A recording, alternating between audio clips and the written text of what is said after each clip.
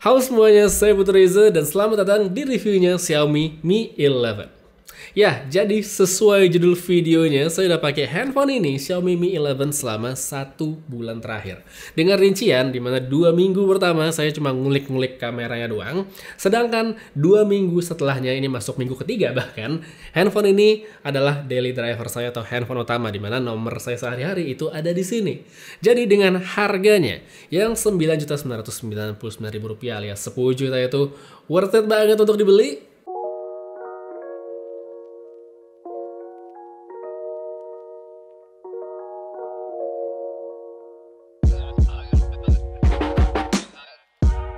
Secara positioning produk, seri Mi adalah flagshipnya Xiaomi, terlepas dari pakai Pro atau Ultra dan lain-lainnya. Pokoknya Mi itu adalah kasta tertingginya sehingga yang bagus-bagus harusnya udah ada di sini. Desain bagus, cek, dapat. Warna gelap dipadukan material kacanya itu tampak keren secara estetik. Build quality perangkatnya pun baik, tambah lagi Xiaomi ngasih lapisan Gorilla Glass 5 di bagian belakang serta Gorilla Glass Victus di layarnya. Tetap perlu pasang tempered glass atau enggak? Ya kalau buat saya sih pasang aja buat jaga-jaga ya, kita nggak tahu kapan bisa rusaknya. Untuk tombol-tombolnya sebenarnya standar seperti power sama volume itu ada di satu sisi yang sama. Sisanya untuk USB-C sama slot SIM card itu ada di bagian bawah.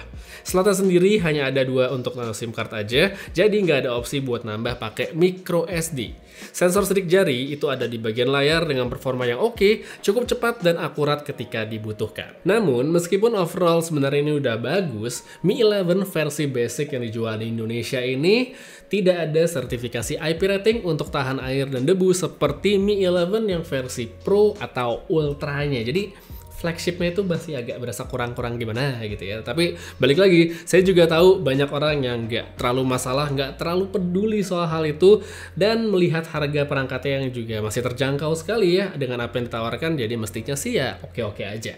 Lanjut, kita sekarang masuk ke bagian berikutnya yaitu untuk multimedia. Karena hari gini yang namanya handphone memang salah satunya buat hiburan, ya kan? Oke nggak sih Mi 11 ini? Kalau menurut saya, oke banget.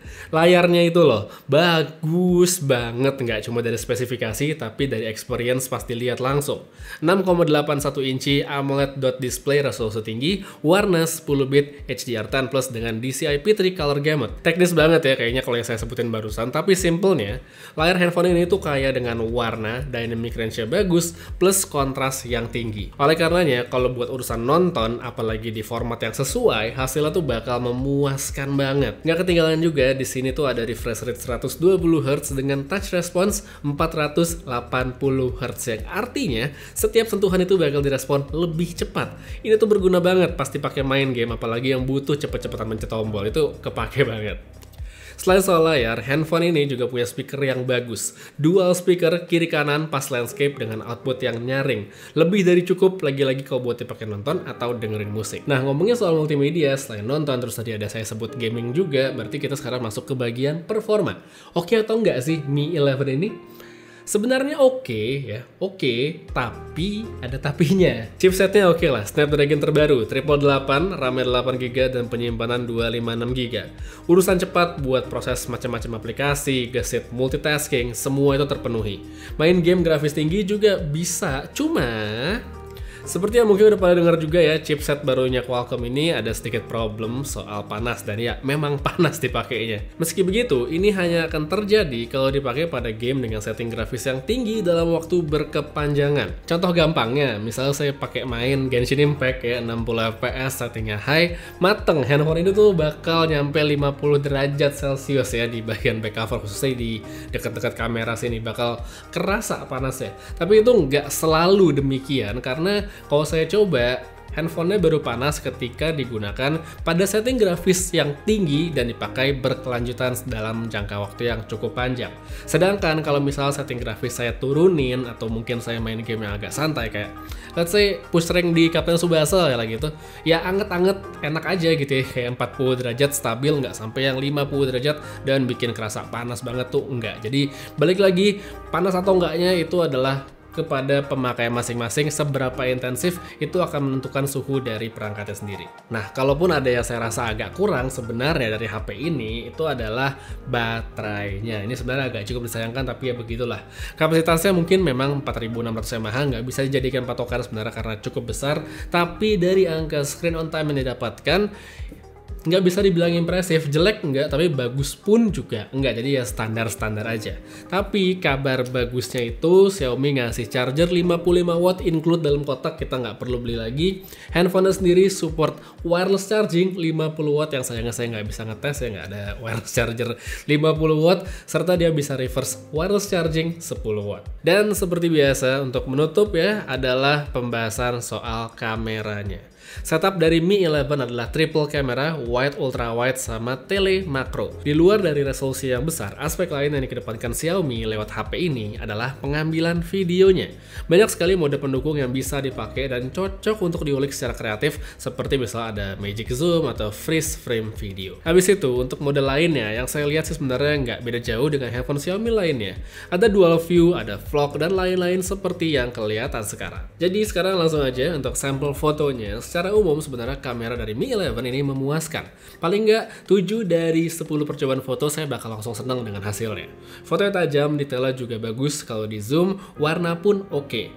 Lalu untuk 3 percobaan yang tadi yang saya bilang ya kan 7 saya suka. Nah 3-nya itu saya kurang suka biasanya adalah karena dynamic range yang hit and miss di siang hari. Sebagai catatan di sini saya set HDR-nya di auto, jadi bergantung sama AI untuk menyesuaikan kondisi, dan hasilnya ternyata masih sering kurang oke seperti pada bagian shadow yang seringan nggak keangkat. Kemudian untuk hasil dari lensa ultra wide so far so good, nggak ada keluhan berarti, dan telemakro pun bekerja dengan baik saat diperlukan.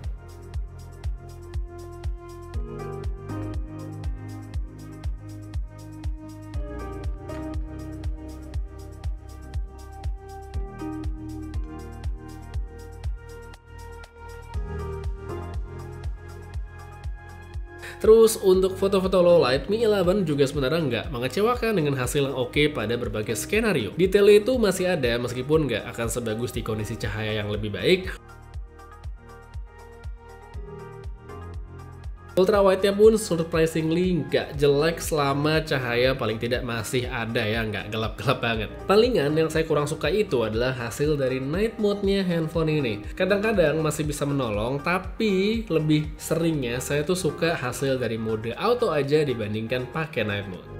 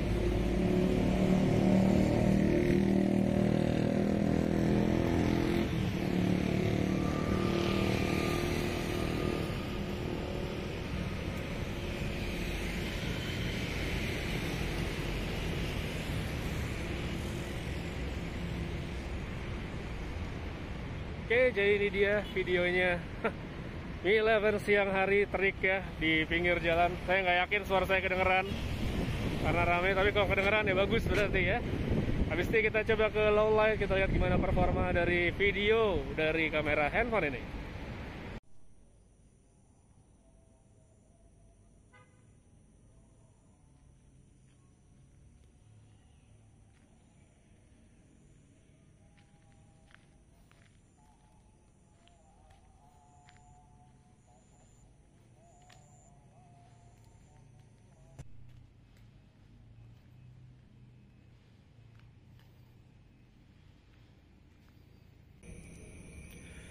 Oke, jadi dia tesnya untuk kamera depan. Ini memang bisa dibilang agak ekstrim sedikit ya kondisinya.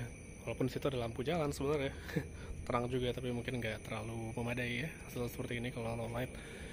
Outdoor dengan pencahayaan lampu jalan yang seadanya ya kayak gini. Habisnya saya bawa ke indoor aja untuk tes yang lebih masuk akal ya. Ini mungkin nggak terlalu banyak yang akan menggunakan video dalam situasi seperti ini, tapi kalau butuh ya mungkin inilah hasilnya kalau di luar ya. Jadi apakah dengan uang 10 juta Mi 11 ini worth it banget buat dibeli? Kalau buat saya worth it, iya worth it pastinya. Tapi kalau sampai banget, sayangnya belum ya kalau buat saya ya. Overall user experience-nya handphone ini bagus, saya suka banget sama layarnya, performa pun sebenarnya oke. Masalah panas ya memang ada dan akan mengganggu sebagian orang, tapi lebih ke mereka yang pemakaiannya intensif, mungkin untuk gaming berkepanjangan dan segala macamnya. Tapi buat mereka yang tergolong casual user yang hanya butuh handphone ngebut ya enak dipakai, geser multitasking dan segala macam, saya yakin sebenarnya nggak akan terlalu bermasalah dengan handphone ini. Baterainya, daya tahannya oke, so-so, nggak terlalu lama dan nggak terlalu boros juga, ngecasnya cepet, sedangkan kamera ya kadang-kadang oke, kadang-kadang juga ada yang enggak ya, hit and miss seperti yang tadi saya bahas di bagian kameranya. Tapi ya balik lagi, dengan harga yang terjangkau, apalagi mungkin kalau bisa memanfaatkan promo, kupon cashback dan segala macam ya, handphone ini tentu worth it sekali untuk dimiliki. Jadi kalau memang dirasa cocok dengan apa yang kamu inginkan dan juga mungkin cocok dengan budgetnya, ya ini Xiaomi Mi 11 mungkin adalah handphone yang bakal jadi pembelian kamu selanjutnya. Ya, jadi begitu aja sedikit review saya ya dari pemakaian selama 1 bulan bersama Mi 11. Saya suka handphonenya, tapi ya balik lagi ini nggak buat semua orang. Apakah di antara kamu udah ada yang sempat beli? Kalau iya dan sekarang lagi pakai, bisa share juga pengalamannya pada kolom komentar di bawah. Untuk sekarang sekian dulu aja. Terima kasih banyak nonton sampai habis. Putri Reza pamit, sampai ketemu lagi di video berikutnya. Jaga kesehatan selalu dan seperti biasa, have a nice day.